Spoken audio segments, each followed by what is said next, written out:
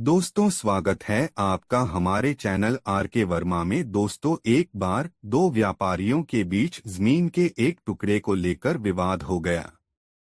दोनों ने ही जमीन पर अपना स्वामित्व जताया और कोई भी समझौता करने को तैयार नहीं था। मामले को समाधान के लिए अकबर के दरबार में लाया गया। अकबर यह तय करने में असमर्थ कि कौन सही था, बीरबल की ओर मुड़ा और कहा, बीरबल, तुम अपनी बुद्धि के लिए जाने जाते हो। क्या तुम इस विवाद को सुलझाने में हमारी मदद कर सकते हो? बीरबल सहमत हो गया और उसने दोनों व्यापारियों को दरबार में बुलाया।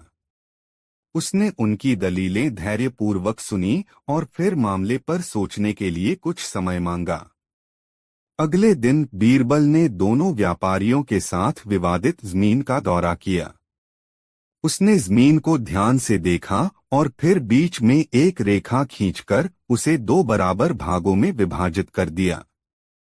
व्यापारियों को संबोधित करते हुए बीरबल ने कहा, सज्जनों, चूंकि तुम दोनों इस जमीन पर अपना स्वामित्व जताते हो, इसलिए मैंने इसे तुम्हारे बीच बराबर बराबर बांटने का फैसला किया है। व्यापारियों में से एक ने विरोध किया, लेकिन बीरबल, यह अनुचित है। मैं वर्षों से इस भूमि पर खेती कर रहा हूं और अब आप इसका आधा हिस्सा उसे देना चाहते हैं। बीरबल ने मुस्कुराते हुए उत्तर दिया, आप सही कह रहे हैं।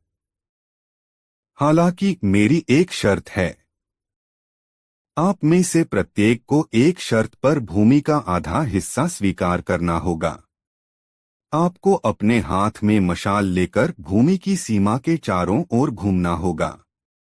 यदि आप मशाल के जलने से पहले सीमा के चारों ओर घूमना समाप्त कर देते हैं, तो भूमि आपकी हो जाएगी। व्यापारियों ने बीरबल की शर्त पर सहमति जताई, यह सोचकर कि यह एक आसान काम है। उन्होंने प्रत्येक ने एक मशाल ली और सीमा के चारों ओर घूमना शुरू कर दिया। उन्हें पता नहीं था कि बीरबल ने चुपके से मशालों को आधा काट दिया था और केवल छोटे हिस्सों को जलाया था। परिणामस्वरूप मशालें जल्दी ही जल गईं और दोनों व्यापारी कार्य पूरा करने में असमर्थ थे। अकबर की ओर मुड़ते हुए बीरबल ने कहा, महाराज, जैसा कि आप देख सकते हैं, उनमें से कोई भी मशाल के जलने से पहले सीमा के चारों ओर नहीं चल पाया। इससे साबित होता है कि कोई भी व्यापारी वास्तव में पूरी मीन का हकदार नहीं है। इसलिए यह विवादित ही रहना चाहिए और उनमें से किसी को भी स्वामित्व का दावा नहीं करना चाहिए। बीरबल की चतुराई से प्रभावित होकर अकबर ने विवाद को सुलझाने में उनकी बुद्धिमत्ता और निष्पक्षता के लिए उनकी प्रशंसा की। दोनों व्यापारियों को अपनी जिद की मूर्खता का एहसास हुआ। वे बीरबल के फैसले से सहमत हुए और शांतिपूर्वक दरबार से चले गए। यह कहानी एक जटिल समस्या का रचनात्मक समाधान खोजने में बीरबल की चतुराई और निष्पक्षता और न्याय के प्रति उनकी प्रतिबद्धता को दर्शाती है। दोस्तों, वीडियो को एक लाइक जरूर कर दें। दो कंजूस रईस बहुत मजेदार कहानी। एक बार अकबर के दरबार में एक रईस था जो अपनी अत्यधिक कंजूसी के लिए जाना जाता था। उसने अपनी संपत्ति जमा कर रखी थी और उसे किसी भी चीज पर खर्च करने से मना कर दिया था, यहाँ तक कि अपने आराम पर भी नहीं। इस रईस का नाम राजा केसरी चंद था। एक दिन अकबर ने राजा केसरी चंद की उदारता की परीक्षा लेने का फैसला किया। उसने उसे दरबार में बुलाया और कहा, राजा केसरी चंद, मैंने आपकी बेहद मितव्ययी होने की प्रतिष्ठा के बारे में सुना है। मैं यह देखना चाहता हूं कि क्या आप किसी नेक काम के लिए अपनी संपत्ति का कुछ हिस्सा देने के लिए राजी हो सकते हैं। राजा केसरी चंद अपनी प्रतिष्ठा पर गर्व करते हुए बोले, महाराज, मैं वास्तव में अपनी संपत्ति के साथ बहुत सावधान रहता हूं। लेकिन अगर उद्देश्य वास्तव में नेक है तो मैं योगदान देने पर विचार कर सकता हूं। अकबर ने तब समझाया कि पास के एक गांव में अकाल पड़ा है और गांव के लोग भोजन की कमी के कारण बहुत पीड़ित हैं। उन्होंने सुझाव दिया कि राजा केसरी चंद अपनी संपत्ति का एक हिस्सा ग्रामीणों को राहत प्रदान करने के लिए दान कर सकते हैं। हालांकि राजा केसरी चंद ने साफ मना कर दिया। उन्होंने तर्क दिया कि ग्रामीणों की देखभाल करना उनकी जिम्मेदारी नहीं है और उन्हें अपनी समस्याओं का समाधान खुद ही ढूंढना चाहिए। अकबर राजा केसरी चंद के जवाब से निराश हुए, लेकिन उन्होंने उन्हें और परखने का फैसला किया। उन्होंने एक योजना बनाई और बीरबल की सहायता के लिए बुलाया। अगले दिन बीरबल ने एक गरीब किसान का भेष बनाया और राजा केसरी चंद की हवेली में गए।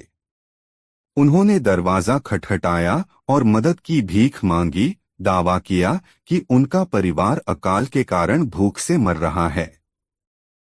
राजा केसरी चंद ने अपने कंजूस स्वभाव के अनुसार बीरबल की मदद करने से इनकार कर दिया।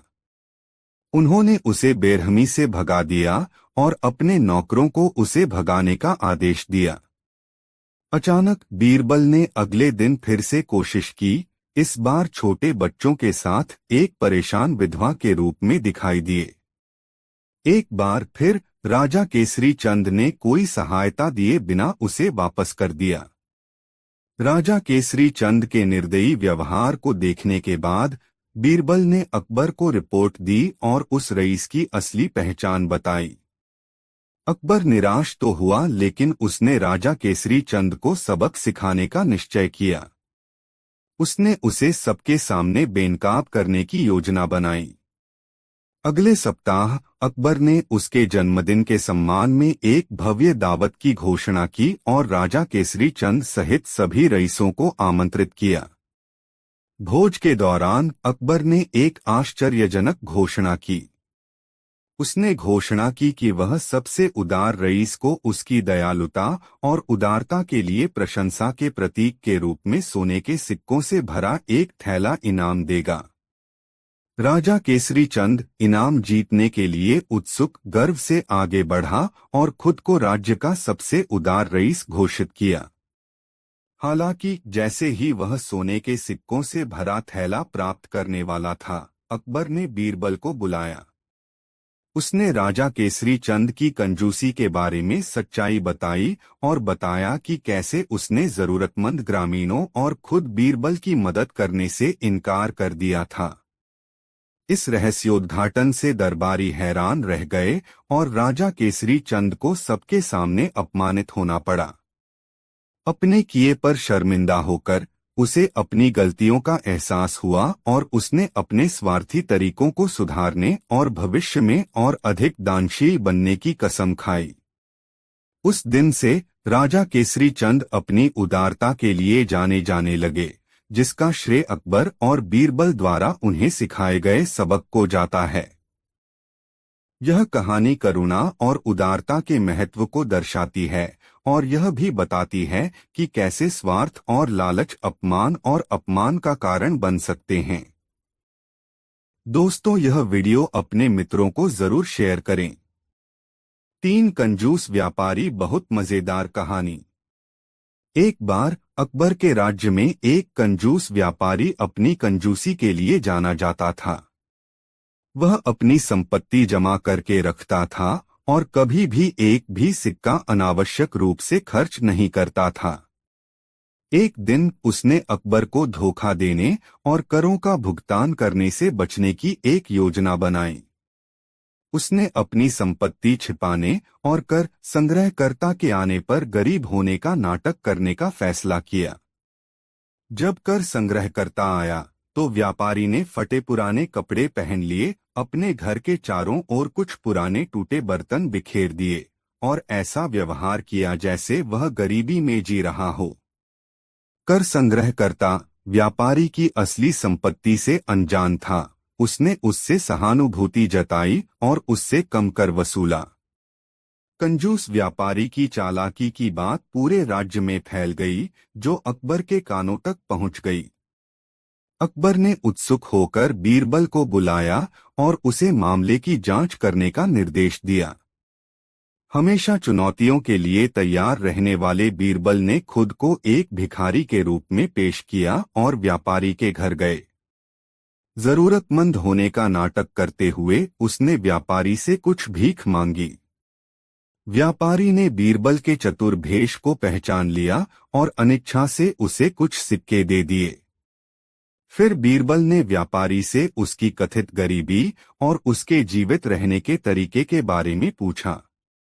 व्यापारी बीरबल की असली पहचान से अनजान कर संग्रहकर्ता को धोखा देने की अपनी चालाक योजना के बारे में शेखी बघारता रहा। व्यापारी की चतुराई से प्रभावित होकर बीरबल ने पूछा कि क्या वह उससे पैसे बचाने की कला सीख सकता है। व्यापारी अपनी मितव्ययिता दिखाने के लिए उत्सुक था, इसलिए उसने बीरबल को अपने रहस्य सिखाने के लिए सहमति व्यक्त की। अगले कुछ दिनों में बीरबल नियमित रूप से व्यापारी से मिलने गया, उसकी मितव्ययी जीवन शैली के बारे में सीखा और उसकी हर हरकत पर नजर रखी। एक दिन बीरबल ने व्यापारी से कुछ जरूरी सामान खरीदने के लिए बाजार चलने को कहा। बाजार में बीरबल ने महंगे सामान खरीदने का नाटक किया। उसने बेहतरीन कपड़े, गहने और मसाले खरीदे, जिससे व्यापारी हैरान रह गया। व्यापारी बीरबल के व्यवहार में अचानक आए बदलाव को समझ नहीं पाया और उसे अनावश्यक रूप से पैसे खर्च करने से रोकने की कोशिश की। हालांकि बीरबल ने अपनी इच्छा के अनुसार सब कुछ खरीदने पर जोर दिया और बिना किसी हिचकिचाहट के वस्तुओं के पैसे चुका दिए। व्यापारी बीरबल की हरकतों से हैरान होकर उससे पूछा कि वह अचानक इतना खर्च क्यों कर रहा है। बीरबल ने मुस्कुराते हुए कहा, मेरे प्यारे दोस्त, मैंने तुमसे एक मूल्यवान सबक सीखा है। पैसे बचाना महत्वपूर्ण है, लेकिन अपने परिश्रम का फल भोगना भी उतना ही महत्वपूर्ण है। जीवन के आनंद का अनुभव किए बिना धन संचय करना अपने आप में गरीबी का एक रूप है। अपने कंजूस व्यवहार की मूर्खता को महसूस करते हुए व्यापारी ने बीरबल को उसकी आंखें खोलने के लिए धन्यवाद दिया और अधिक संतुलित जीवन जीने की कसम खाई। फिर बीरबल ने व्यापारी को अपनी असली पहचान बताई, जो बीरबल की बुद्धिमत्ता से अभिभूत हो गया और उस दिन से अपने करों का ईमानदारी से भुगतान करने की कसम खाई। बीरबल की सफलता के बारे में सुनकर अकबर ने एक बार फिर उसकी बुद्धि और चतुराई की प्रशंसा की। कंजूस व्यापारी एक बदला हुआ इंसान बन गया, जो अपनी उदारता और दूसरों के प्रति दयालुता के लिए जाना जाता था। और उस दिन से अकबर के राज्य के लोगों ने सीखा कि असली धन संचय करने में नहीं बल्कि दूसरों के साथ उसे बांटने में निहित है। दोस्तों, वीडियो कैसा लग रहा है कमेंट में जरूर बताएं। 4 बुद्धिमानी भरा फैसला, नई मजेदार कहानी। एक बार एक व्यापारी न्याय की मांग करते हुए बादशाह अकबर के दरबार में आया। उसने दावा किया कि उसने ऊंट को बहुत ज्यादा कीमत पर खरीदा था, जो उससे चोरी हो गया था। व्यापारी ने महेश नाम के एक व्यक्ति पर ऊंट चुराने का आरोप लगाया। अकबर ने बीरबल की ओर रुख किया और उसकी राय पूछी। बीरबल ने सुझाव दिया, महाराज, आइए व्यापारी और महेश दोनों को कहानी का अपना पक्ष समझाने का मौका दें। फिर हम तय करेंगे कि कौन सच बोल रहा है। अकबर सहमत हो गया और व्यापारी और महेश दोनों को दरबार में बुलाया गया। व्यापारी ने बताया कि उसने ऊंट कैसे खरीदा था और उसके स्वामित्व का सबूत भी दिया। दूसरी ओर महेश ने ऊंट चुराने से साफ इनकार किया और दावा किया कि उसने व्यापारी को पहले कभी नहीं देखा था। फिर बीरबल ने मामले की जांच करने के लिए अकबर से एक दिन का समय मांगा। अगले दिन बीरबल ने एक आम आदमी का भेष बनाया और महेश के घर गया।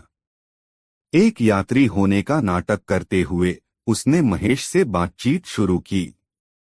धीरे धीरे बीरबल ने बातचीत को ऊँटों की ओर मोड़ दिया और महेश से पूछा कि क्या उसके पास कोई ऊँट है। महेश ने जवाब दिया, हाँ मेरे पास एक ऊंट है, लेकिन यह चोरी नहीं हुआ है। मैंने इसे हमारे गांव से गुजरने वाले एक व्यापारी से खरीदा था।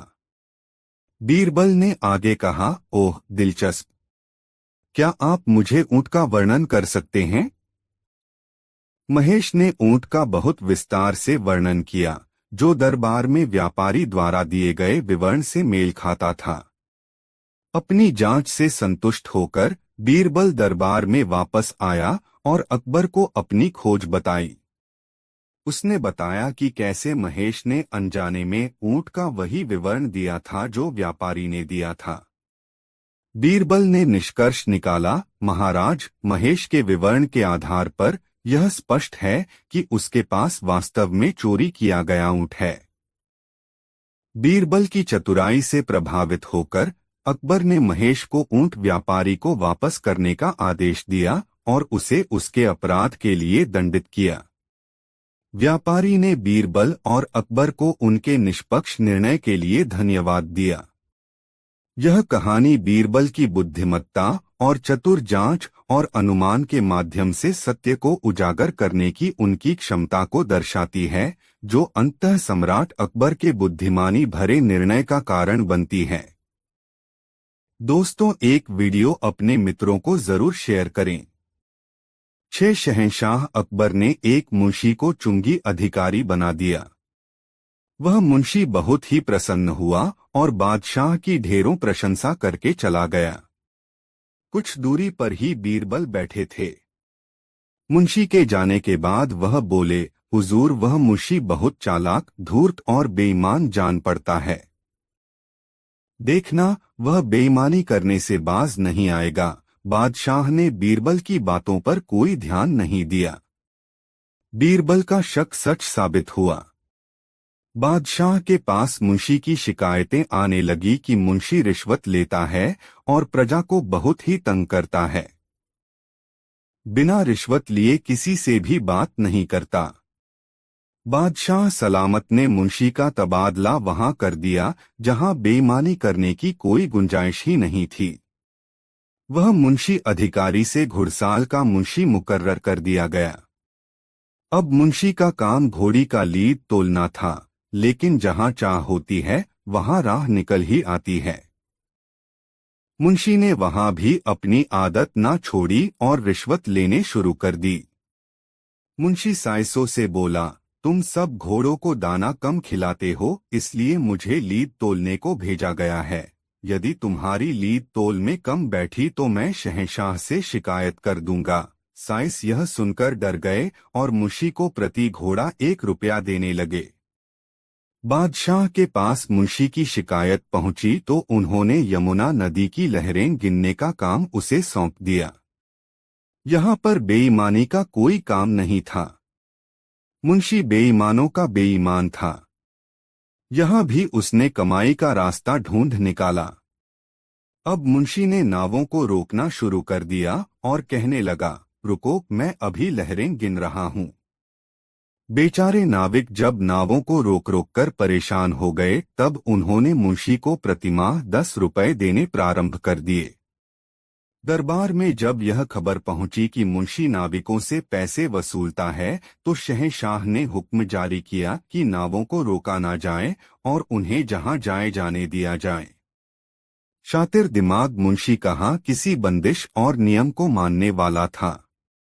यहाँ भी उसने अपनी बुद्धि का इस्तेमाल कर एक तख्ती को तट पर यह लिखकर लगा दिया, रोको मत जाने दो। यह द्व्यर्थी वाक्य शहंशाह के हुक्म का पालन कर रहा था और मुंशी को भी रिश्वत दिलवा रहा था। बादशाह के पास फिर भी मुंशी की शिकायतें पहुंचने लगी तो उन्होंने उस मुंशी की हरकतों से तंग आकर उसे नौकरी से हमेशा के लिए हटा दिया और बीरबल से कहा, बीरबल, हमने तुम्हारी बात नहीं मानी। तुम्हारा कहना सही था कि यह मुंशी जरूरत से ज्यादा होशियार और बेईमान लगता है।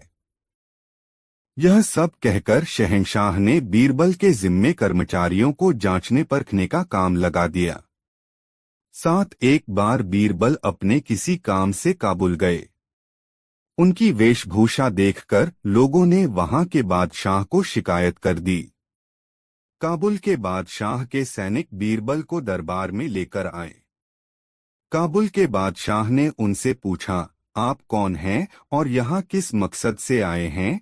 बीरबल बोले, मैं एक मुसाफिर हूँ और देश विदेश की यात्रा करता रहता हूँ। काबुल के बादशाह ने कहा, तब तो तुम्हें देश विदेश के अनेक राजाओं के बारे में पता होगा। बताओ, तुमने कहीं हमारे जैसा बादशाह देखा है? बीरबल सिर झुकाकर बोले, हुजूर, आप तो पूनम के चांद है।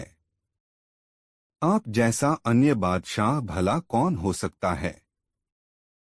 काबुल का बादशाह मन ही मन खुश होता हुआ बोला, हम पूनम के चांद हैं तो तुम्हारा बादशाह क्या है? बीरबल सीना तान कर बोले, हुजूर, हमारा शाहजहां तो दूज का चांद है। काबुल का बादशाह स्वयं को पूनम का चांद समझकर खुशी के मारे गदगद हो गया और बीरबल को छोड़ दिया और सादर अपने दरबार में बैठाया। दूसरे दिन बीरबल को वस्त्राभूषणों से नवाज कर विदा किया। बीरबल वहां से दिल्ली पहुंचे तो उन्होंने अपने मित्रों को यह बात बताएं सुनाई। यह बात एक मुंह से दूसरे मुंह होते हुए शाही दरबार तक भी पहुंच गई। बीरबल से जो दरबारी ईर्ष्या करते थे, उन्होंने इस बात को नमक मिर्च लगाकर बादशाह अकबर के सामने पेश कर दिया। अकबर बादशाह को यह बात बड़ी ही बुरी लगी। अगले दिन बीरबल दरबार में पधारे तो शहंशाह ने बीरबल से कहा, बीरबल, हम क्या सुन रहे हैं? तुम काबुल गए थे। बताओ, तुमने वहां के सुल्तान से क्या कहा है? बीरबल ने बादशाह सलामत को वहां की सारी बातें कह सुनाई। अकबर बादशाह नाराज होते हुए बोले, बीरबल, काबुल के बादशाह को पूनम के चांद की तरह बड़ा और हमें दूज के चांद की तरह छोटा बताकर तुमने हमारी बेइज्जती नहीं है की है। बीरबल सहज भाव से ही बोले, बादशाह सलामत, आप यह क्या कर रहे हैं? मैंने तो वहां आपका गुणगान ही किया है। पूनम का चांद कितना ही बड़ा क्यों ना हो, उसे कोई भी महत्व नहीं देता और वह तो अगले दिन से घटने लगता है। पल पल घटने वाली चीज तो हर धर्म में अशुभ, तुच्छ और त्याज्य मानी जाती है। दूज का चांद चाहे कितना भी छोटा हो, लेकिन हिंदू और मुसलमान दोनों ही बड़े आदर भाव के साथ उसका दर्शन करते हैं। मुस्लिम महीना दूज से ही शुरू होता है। हिंदू लोग दूज के चांद को शुभ मानकर उसी दिन शुभ कार्य की शुरुआत करते हैं। इन सबसे बड़ी बात यह है कि दूज का चांद दिन प्रतिदिन बढ़ता ही है। जहां पनाह, अब आप ही बोलिए कि काबुल के बादशाह को पूनम का चांद और आपको दूज का चांद कहकर मैंने किसकी प्रशंसा की है? बीरबल को बादशाह ने उठकर गले से लगा लिया और कहा, मुझे पता है बीरबल, तुम जहां भी जाओगे वहां मेरी प्रशंसा ही करोगे। बीरबल से जलने वाले दरबारियों का मुंह इतना सा हो गया और जो दरबारी बीरबल की पसंद करते थे वह तालियां पीटकर उनकी तारीफ करने लगे। बीरबल की यही तो विशेषता थी कि वह बहुत ही सोच समझकर बातें करते थे और मौका आने पर अपनी बात को सिद्ध करके दिखा भी दे देते थे।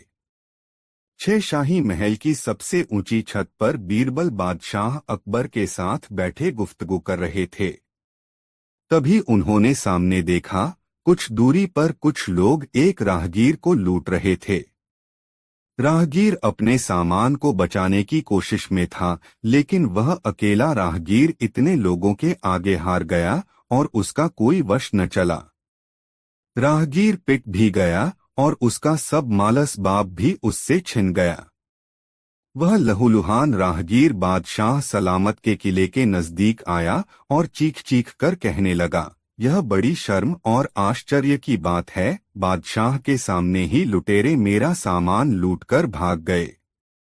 उसकी चीख पुकार बादशाह के कान में पड़ी तो उन्हें भी बड़ा कष्ट हुआ और उन्होंने बीरबल को फटकारते हुए कहा, क्या बीरबल, यह है तुम सबकी शासन व्यवस्था? जब हमारी आंखों के सामने ही हमारी प्रजा लुट जाती है, तब हमारी आंखों के पीछे यहाँ क्या नहीं होता होगा। बीरबल ने बड़ी नम्रता से कहा, जहां पनाह, क्या आपको यह कहावत नहीं मालूम कि दीपक दूसरों को रोशनी देता है, पर उसके तले अंधेरा ही रहता है। शहंशाह अकबर अवाक रह गए। बीरबल के कहने का आशय था कि प्रशासन की नाक के तले ऐसा ही होता है जब कर्मचारी घूसखोर होते हैं। बीरबल ने बातों ही बातों में बादशाह को यह समझा दिया था कि यह सब प्रशासन में ढील देने का नतीजा है। साथ बादशाह अकबर अभी आकर दरबार में बैठे ही थे कि तभी दरबार में एक कसाई और एक तेली आपस में बहस करते हुए आ गए। बादशाह ने बीरबल से कहा, बीरबल, देखो यह क्यों बहस कर रहे हैं। जी हुजूर, कहते हुए बीरबल उठ खड़े हुए और पूछा, तुम दोनों में से शिकायत लेकर कौन आया है। तेली थोड़ा आगे बढ़कर बोला, शिकायत लेकर मैं आया हूँ हुजूर। हाँ, तो झगड़े का कारण क्या है, बीरबल ने पूछा। तेली रोनी सी सूरत बनाकर बोला, हुजूर, मैं अपनी दुकान पर बैठा बही खाता देख रहा था। उसी समय कसाई ने आकर मुझसे तेल मांगा। मैंने इसे तेल दे दिया और चला गया। फिर मैं बही खाता देखने लगा।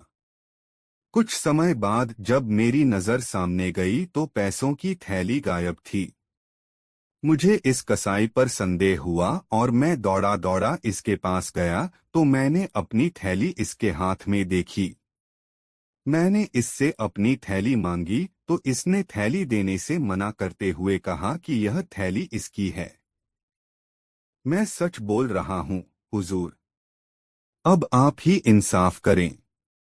बीरबल ने कसाई से पूछा, तुम्हारा क्या कहना है।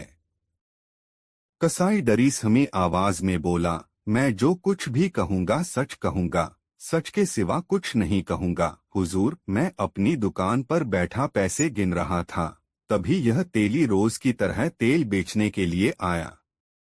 इसकी दुकान मेरी दुकान से 2-3 दुकानों की दूरी पर है।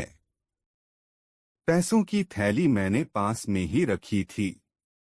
इसके जाने के बाद जब मेरी थैली नहीं दिखी तो मैंने दौड़कर इसे पकड़ा और इसके हाथ से अपनी थैली छीन ली। सच्चाई यही है हुजूर। इस बात का गवाह खुदा है। अब सही या गलत का इंसाफ आपको करना है। बीरबल ने पैसों की थैली अपने पास रख ली और उनसे कहा, फैसला कल होगा। तुम दोनों घर जाओ। उन दोनों के चले जाने के बाद बीरबल ने थैली के पैसे धुलवाए तो उनमें तेल थोड़ा सा भी नजर नहीं आया बल्कि मांस की दुर्गंध आई, जिससे यकीन हो गया कि थैली और पैसे दोनों ही कसाई के हैं। दूसरे दिन दरबार लगा। दरबार में कसाई और तेली हाजिर हुए। बीरबल ने उन्हें अपना फैसला सुनाया तो तेली चीखने चिल्लाने लगा। बीरबल ने सिपाही से कहा, तेली की पीठ पर 100 कोड़े बरसाए जाएं। बीरबल ने जैसे ही उसे कोड़े लगाने का हुक्म दिया, उसने तुरंत अपना अपराध स्वीकार कर लिया। पैसों की थैली कसाई को दे दी गई। तेली को दंडित करके छोड़ दिया गया। 8 एक दुकानदार बहुत ही कंजूस और जरूरत से अधिक बेईमान व लालची था। वह बर्तनों को बेचता और खरीदता था। शहर के अधिकांश लोग उसके व्यवहार से परेशान व दुखी थे। सबने मिलकर उस दुकानदार की शिकायत बीरबल से की, हुजूर, वह दुकानदार बहुत ही लालची, धूर्त और बेईमान है। मेहरबानी करके आप उस दुकानदार को सबक सिखाएं। बीरबल सबकी शिकायत पर उस दुकानदार से जाकर मिले और उसकी दुकान से 3 पतीले खरीद कर ले आए।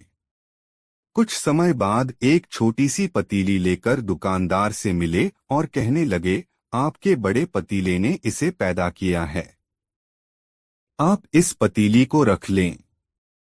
दुकानदार बहुत ही प्रसन्न हुआ और पतीली लेकर चुपचाप रख ली। यह भी नहीं सोचा कि भला पतीला पतीली को कैसे पैदा कर सकता है। 15-20 दिन के बाद बीरबल एक बड़ा पतीला लेकर दुकानदार से मिले और बोले, मुझे आपके पतीले ठीक नहीं लगे, आप मुझे इनका मूल्य लौटा दें। यह सुनकर दुकानदार बौखला गया और ऊंची आवाज में बोला, आप तो केवल एक पतीला लेकर आए हैं, मैंने तो आपको 3 बड़े पतीले दिए थे। बीरबल दुखी स्वर में बोले, हाँ मुझे याद है, लेकिन क्या बताऊं, 3 में से 2 की मौत हो गई है। दुकानदार यह सुनते ही चिढ़ गया और भौहें चढ़ाते हुए बोला, क्या बात करते हैं जनाब, पूरे नगर में क्या एक मैं ही आपके मूर्ख मिला हूं? कहीं पतीले भी मरते हैं? पतीले जब बच्चे पैदा कर सकते हैं, तब पतीले मर क्यों नहीं सकते हैं? बीरबल ने अपने जवाब से दुकानदार का मुंह बंद कर दिया।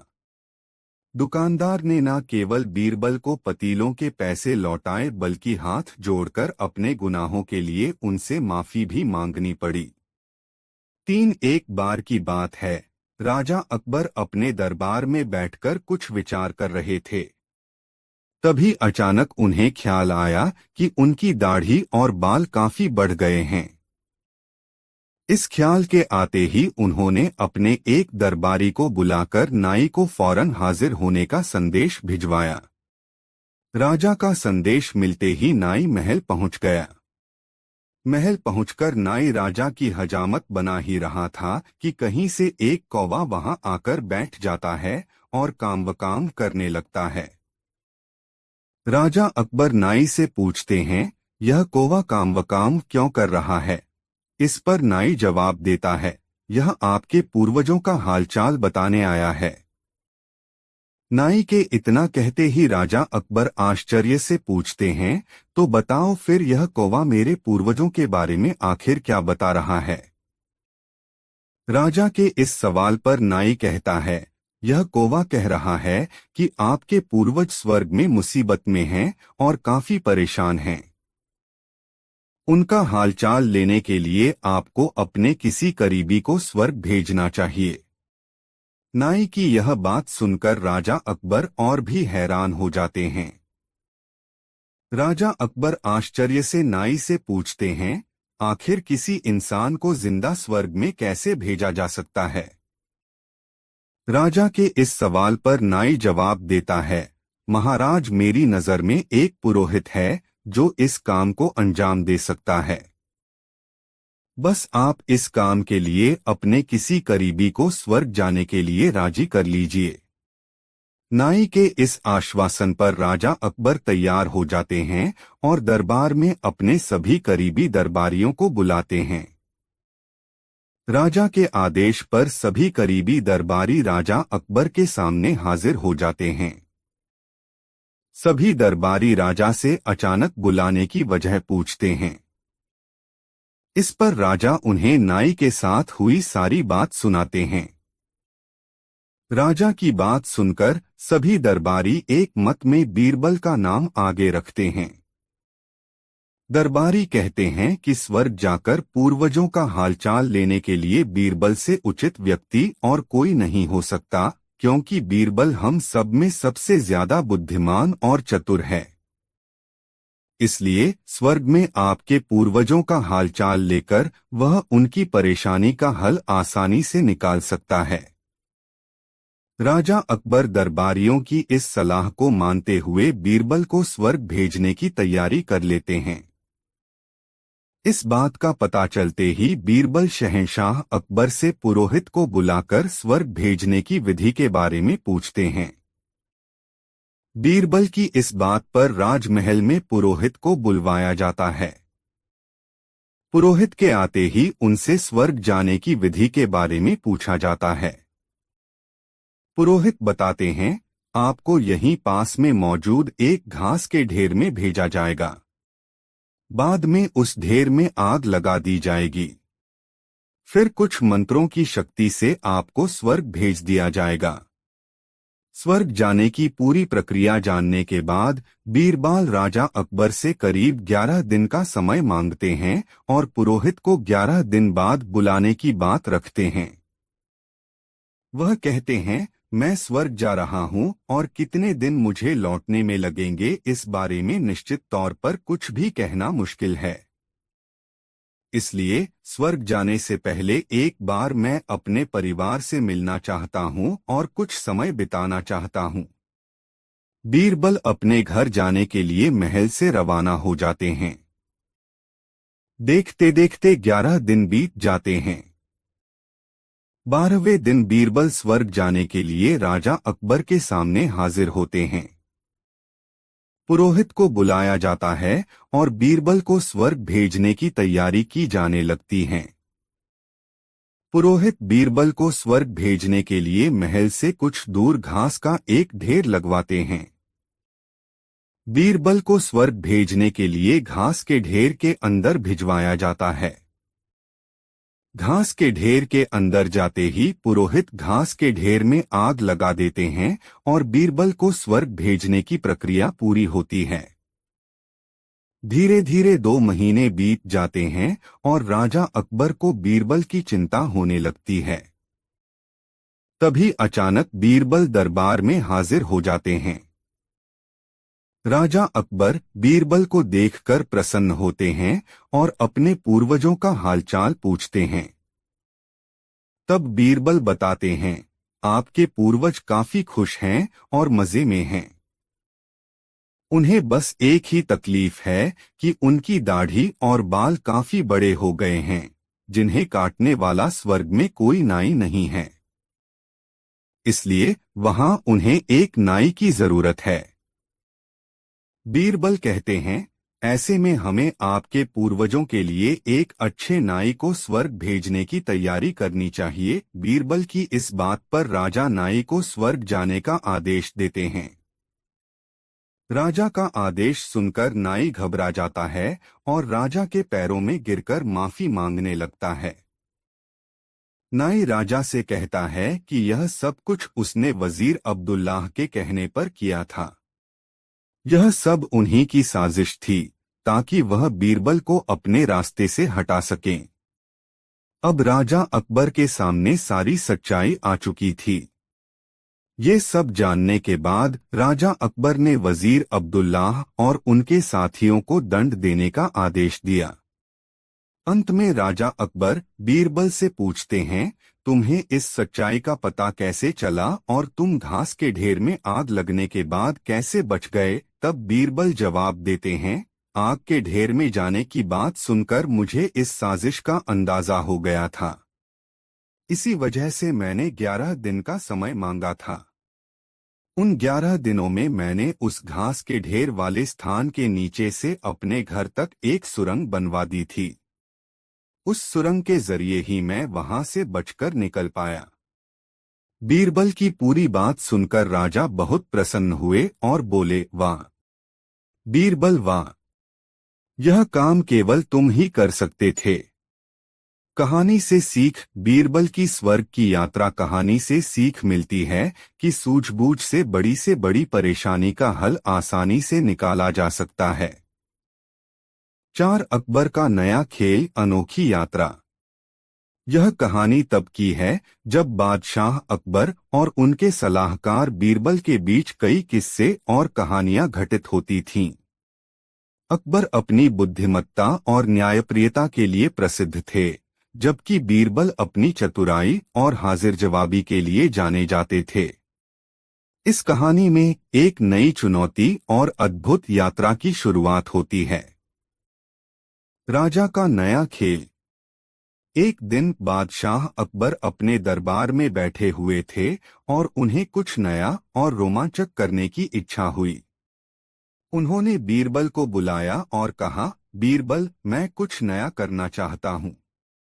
क्या तुम मेरे लिए कोई नया खेल या चुनौती सोच सकते हो? बीरबल ने सोचा और कहा, जहांपनाह, क्यों न हम एक अनोखी यात्रा पर निकलें। एक ऐसी यात्रा जिसमें हमें नए अनुभव मिलें और नई चीजें सीखने को मिलें। अकबर को यह विचार बहुत पसंद आया। उन्होंने तुरंत अपनी तैयारी शुरू करने का आदेश दिया। बीरबल ने इस यात्रा के लिए एक नक्शा तैयार किया जिसमें कई रोमांचक स्थान थे। यात्रा की शुरुआत। अगली सुबह अकबर और बीरबल अपने कुछ विश्वासपात्र दरबारियों के साथ यात्रा पर निकल पड़े। उनका पहला पड़ाव एक घने जंगल में था। जंगल में चलते हुए उन्हें अजीबोगरीब आवाजें सुनाई देने लगीं। यह आवाज कैसी है? अकबर ने पूछा। जहां पनाह, यह जंगल के जीवों की आवाजें हैं। हमें सतर्क रहना चाहिए, बीरबल ने उत्तर दिया। तभी अचानक एक बड़ी सी शेरनी उनके सामने आ गई। दरबारियों के दिल की धड़कन तेज हो गई, लेकिन बीरबल ने अपनी चतुराई से शेरनी को शांत किया। उन्होंने अपने पास रखे खाने को शेरनी के सामने रख दिया, जिससे शेरनी शांत हो गई और जंगल के अंदर चली गई। गांव का रहस्य। जंगल पार करने के बाद वे एक छोटे से गांव में पहुंचे। गांव के लोग बहुत दुखी और परेशान दिखाई दे रहे थे। बीरबल ने उनसे पूछा, क्या बात है? आप लोग इतने दुखी क्यों हैं? गांव के मुखिया ने बताया, हमारे गांव में एक रहस्यमयी गुफा है। हर रात उसमें से अजीबोगरीब आवाजें आती हैं और जो भी उस गुफा में गया वह कभी वापस नहीं आया। अकबर ने बीरबल से कहा, हमें इस रहस्य को सुलझाना चाहिए। गुफा का रहस्य। बीरबल और अकबर ने गांव वालों को आश्वासन दिया कि वे इस रहस्य का पता लगाएंगे। वे दोनों गुफा के अंदर गए और देखा कि गुफा बहुत ही गहरी और अंधेरी थी। चलते चलते वे गुफा के अंत में पहुंचे और वहां उन्हें एक बड़ी सी दरवाजा मिला। दरवाजा खोलते ही उन्हें एक विशाल खजाना दिखाई दिया। यह तो बहुत बड़ा खजाना है, अकबर ने हैरानी से कहा। बीरबल ने ध्यान से देखा और कहा, जहां पनाह, यह खजाना गांव वालों का ही है जिसे चोरों ने छिपा रखा था। हमें इसे गांव वालों को लौटा देना चाहिए। गांव वालों की खुशी। अकबर और बीरबल ने खजाना गांव वालों को लौटा दिया। गांव वाले बहुत खुश हुए और उन्होंने अकबर और बीरबल का धन्यवाद किया। उन्होंने कहा, आपने हमें हमारे खजाने को वापस दिलाया है। हम आपके आभारी हैं। यात्रा का अंत। गांव वालों से विदा लेकर अकबर और बीरबल अपनी यात्रा को समाप्त करके अपने महल लौट आए। इस यात्रा ने उन्हें न केवल रोमांचक अनुभव दिए बल्कि यह भी सिखाया कि हर समस्या का समाधान चतुराई और धैर्य से किया जा सकता है। बादशाह अकबर ने बीरबल की चतुराई की सराहना की और कहा, बीरबल, तुम वास्तव में महान हो। तुम्हारी बुद्धिमत्ता और हाजिर जवाबी ने हमेशा हमें मुश्किलों से बाहर निकाला है। बीरबल मुस्कराते हुए बोले, जहां पनाह, यह तो मेरा कर्तव्य है। आपकी सेवा में मुझे हमेशा खुशी मिलती है। इस प्रकार अकबर और बीरबल की यह नई कहानी हमें यह सिखाती है कि जीवन में चाहे कितनी भी कठिनाइयां आएं, हमें धैर्य और चतुराई से उनका सामना करना चाहिए। यह कहानी अकबर और बीरबल की कई अनोखी और मजेदार कहानियों में से एक है जो हमें हमेशा प्रेरित करती है। दोस्तों, ये कहानी आपको कैसी लगी कमेंट में जरूर बताएं। 5 जादुई झील, नई मजेदार कहानी। एक बार सम्राट अकबर ने एक जादुई झील पर जाने की इच्छा व्यक्त की, जिसके बारे में उन्होंने सुना था, जिसके बारे में कहा जाता था कि पूर्णिमा की रात को इसके पानी में स्नान करने वाले किसी भी व्यक्ति की इच्छा पूरी होती है। अकबर, बीरबल और अपने कुछ भरोसेमंद दरबारियों के साथ झील की ओर चल पड़े। जब वे झील के पास पहुंचे तो उन्होंने देखा कि उसके चारों ओर लोगों की भीड़ जमा हो गई है। कुछ लोग प्रार्थना कर रहे थे, कुछ फूल चढ़ा रहे थे और अन्य लोग झील में स्नान करने के लिए अपनी बारी का बेसब्री से इंतजार कर रहे थे। अकबर और उनके साथी भीड़ में शामिल हो गए और धैर्यपूर्वक रात होने का इंतजार करने लगे। जैसे ही आकाश में पूर्णिमा का चांद निकला, वातावरण शांत हो गया और झील की सतह एक अलौकिक चमक के साथ झिलमिलाने लगी। एक एक करके लोग अपनी इच्छाएं पूरी होने की उम्मीद में झील में प्रवेश करने लगे। अकबर ने बीरबल की ओर रुख किया और कहा, बीरबल, मैं झील में प्रवेश करने वाला पहला व्यक्ति बनना चाहता हूं और मेरी इच्छा पूरी हो। बीरबल, जो हमेशा एक कदम आगे रहते थे, ने उत्तर दिया, महाराज, पहले निरीक्षण करना और फिर निर्णय लेना बेहतर है। आइए प्रतीक्षा करें और देखें कि जो लोग पहले ही झील में प्रवेश कर चुके हैं, उनके साथ क्या होता है। अकबर सहमत हो गए और उन्होंने देखा कि लोग झील में प्रवेश कर रहे थे और खुशी के भावों के साथ बाहर निकल रहे थे, यह मानते हुए कि उनकी इच्छाएं पूरी हो गई हैं। हालांकि जैसे जैसे समय बीतता गया, उन्होंने देखा कि किसी के पास कोई ठोस सबूत नहीं था कि उनकी इच्छाएं वास्तव में पूरी हुई थीं। बीरबल, जो हमेशा संदेहवादी रहे, ने अकबर से फुसफुसाते हुए कहा, महाराज, ऐसा लगता है कि यह झील उतनी जादुई नहीं हो सकती जितनी कि इसके बारे में माना जाता है। इसके पानी में नहाने का जोखिम उठाने से पहले मुझे इसका परीक्षण करने दें। अकबर ने सहमति में सिर हिलाया और बीरबल आगे बढ़े, झील में अपना रास्ता बनाया। उन्होंने खुद को पूरी तरह से पानी में डुबोया और कुछ क्षणों के लिए पानी के नीचे रहे, फिर उनके चेहरे पर एक विचारशील भाव आया। जब भीड़ उत्सुकता से उनके फैसले का इंतजार कर रही थी, तो बीरबल ने कहा, महाराज, मैंने झील में स्नान किया और अपनी इच्छा पूरी की, लेकिन कुछ भौतिक मांगने के बजाय मैंने ज्ञान और मन की स्पष्टता की कामना की। बीरबल की इच्छा के चयन से प्रभावित होकर भीड़ विस्मय में बड़बड़ाने लगी। अकबर ने उत्सुकता से पूछा, और क्या तुम्हारी इच्छा पूरी हो गई है, बीरबल? बीरबल ने मुस्कुराते हुए उत्तर दिया, महाराज, असली जादू इस झील के पानी में नहीं, बल्कि हमारे भीतर है। अगर हम ज्ञान और स्पष्टता चाहते हैं, तो हमें अपने भीतर देखना चाहिए और अपने कार्यों और कर्मों के माध्यम से उन गुणों को विकसित करने का प्रयास करना चाहिए। बीरबल की बुद्धि से गहराई से प्रभावित अकबर को उसके शब्दों के पीछे का सच्चा अर्थ समझ में आया। उसने बीरबल को उसकी अंतर्दृष्टि के लिए धन्यवाद दिया और महल में लौटने का फैसला किया, यह जानते हुए कि सबसे बड़ा खजाना जादुई झीलों में नहीं बल्कि व्यक्तियों के दिल और दिमाग में पाया जाता है।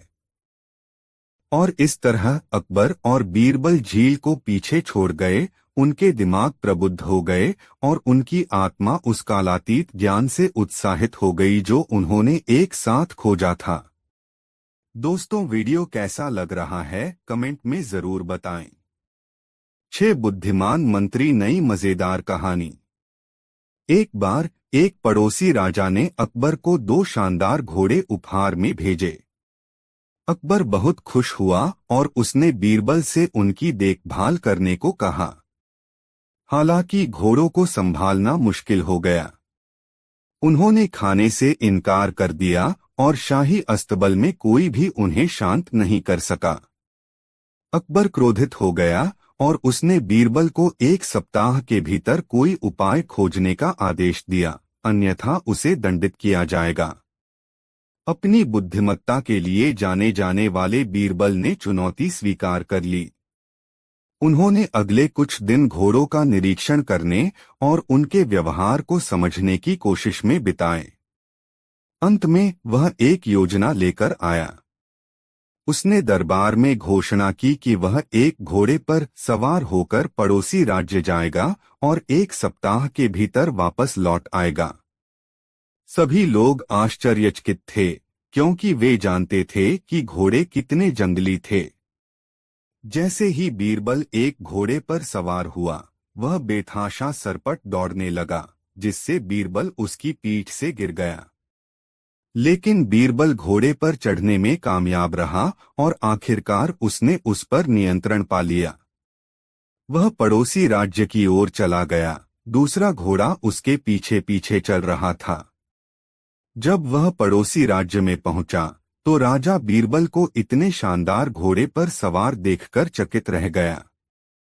उसने बीरबल को अपने महल में आमंत्रित किया और दूसरे घोड़े के बारे में पूछा। बीरबल ने स्थिति स्पष्ट करते हुए कहा, महाराज, यह घोड़ा सम्राट अकबर की ओर से एक उपहार है।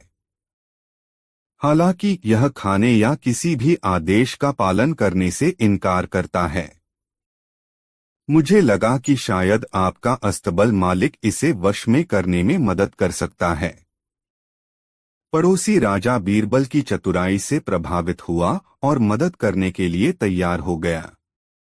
उसने अपने सबसे अच्छे अस्तबल मालिक को बुलाया, जिसने दूसरे घोड़े को शांत किया और उसे खाने के लिए मजबूर किया।